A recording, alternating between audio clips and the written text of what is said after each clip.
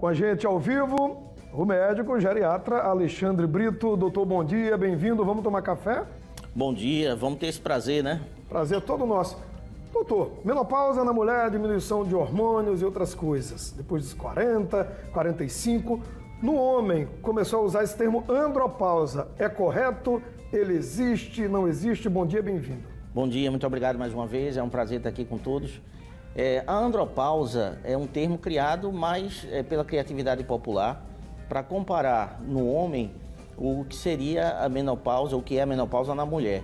É atribuído a um decréscimo do hormônio masculino numa faixa etária, que seria uma faixa etária equivalente ao que acontece na menopausa, né? Em torno dos 45, 50 anos, mas na prática isso não é verdadeiro. A andropausa, com esse significado mais popularizado, ela não existe. Na mulher há uma diminuição dos hormônios femininos, ovarianos, naturalmente. Toda mulher, a partir da menopausa, se torna infértil. No homem, há um pico ainda de hormônio masculino aos 30 anos, né?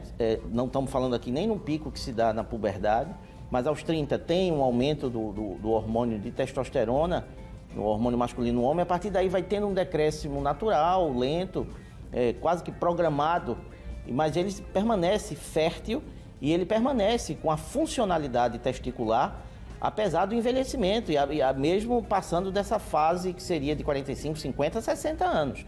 Então é arbitrário esse termo andropausa. Então vamos abominá-lo, andropausa não se fala, mas vamos lá, a diminuição do hormônio na mulher, a gente vê, observa, né? As mulheres falam nessa idade da quintura no corpo, a irritabilidade. No homem, o que acontece? Ou não acontece praticamente nada? As manifestações clínicas de um decréscimo mais significativo no homem do hormônio masculino, elas são manifestações clínicas semelhantes ao que acontece em boa parte das mulheres na menopausa. Daí a criatividade popular fez com que houvesse essa comparação. Só que quando no homem há um decréscimo no hormônio masculino, a ponto de gerar sintomas significativos, um decréscimo que vai abaixo do fisiológico, é porque existe uma patologia por trás, que precisa ser investigada. Então isso é importantíssimo.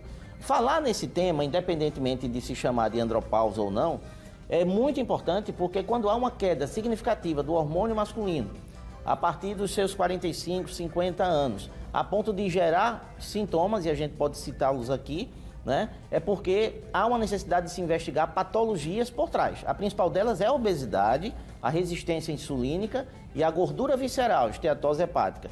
Então, os sintomas que se assemelham: a fadiga, a irritabilidade, o cansaço, né?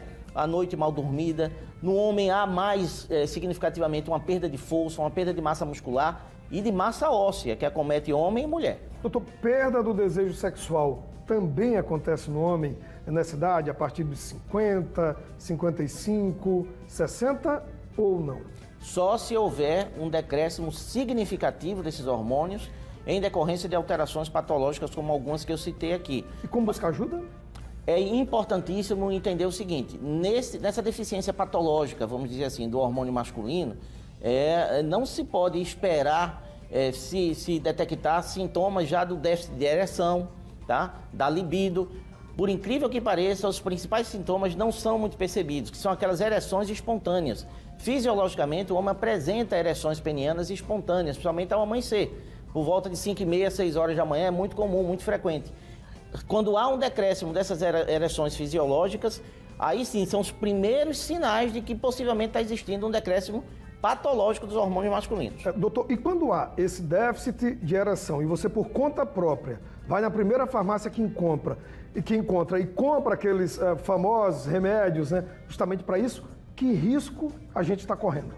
Bom, primeiro, o maior risco é atrasar a investigação de patologias, tanto outras patologias hormonais, como a questão da síndrome metabólica, que aumenta o risco cardiovascular em decorrência da resistência insulínica e da obesidade visceral, que pode estar por trás. Então, atrasando isso, já é um perigo grande, porque quando vem a eclodir um infarto, né, um AVC e outras complicações, E a outra questão é toda a medicação, o paciente precisa ser avaliado por um profissional médico para saber se realmente tem indicação, se é contraindicado para aquele paciente. Por exemplo, se o paciente for dentro desse quadro de obesidade, somente obesidade abdominal, obesidade visceral, se ele tiver uma apneia do sono grave e ainda não sabe, se ele tomar essas medicações, é um perigo grande, porque a apneia do sono grave é uma contraindicação para a reposição hormonal. Ok, doutor, convidar o senhor para assistir essa matéria, é que a gente continua falando de saúde, viu, doutor? Claro. E olha só que dado preocupante. 65 mil homens devem ser diagnosticados com câncer de próstata somente agora, esse ano 2022. E mesmo com o alerta dos médicos, ainda tem quem prefira não fazer os exames de rotina com o urologista. A repórter Mônica Hermílio, ela reforça para a gente quais os cuidados indispensáveis para preservar a saúde. Preste atenção nessa reportagem agora. Vamos ver. Este casal bem-humorado do interior de São Paulo fala abertamente da importância do exame preventivo. Aqui, além da consciência do Luiz, a Fátima sempre foi incentivadora dos cuidados com a saúde do companheiro de uma vida inteira. Desde os 45 anos, faz 20 anos então, né? Aí ele faz sempre acompanhamento. O Manuel tem 54 anos. Diz que os exames estão atrasados, mas que vai colocá-los em dia o mais rápido possível. Não está em dias por questões burocráticas, mas provavelmente logo eu vou fazer meus exames. Já o Cláudio, que não tem preconceito, sabe bem da importância de cuidar da saúde. E a visita ao urologista já está em dia. Já fiz, estou em dia já. E o ano que vem, se Deus quiser, eu estou lá também para fazer o exame, tudo é normal. Apesar dos homens estarem cada vez mais se conscientizando da importância da prevenção, eles continuam se cuidando muito menos do que as mulheres. Segundo o levantamento do DataSUS, nos 3 primeiros meses deste ano, enquanto 1.300.000 mulheres visitaram o ginecologista, apenas 400.000 homens procuraram se consultar com um urologista. A procura do homem com médico urologista, ele demora muito a acontecer. Isso cria um ambiente que o paciente demora para chegar no médico. Mas hoje a gente está vendo que o paciente está procurando mais cedo o médico por conta da até depressão das esposas e familiares para identificar as doenças e evitar que apareçam algumas doenças até não urológicas como urológicas. A gente vai estar procurando isso com mais frequência. E a questão também do preconceito, vontade de não querer parar de trabalhar para ir no médico, isso tudo também é um fator assim, bem preocupante.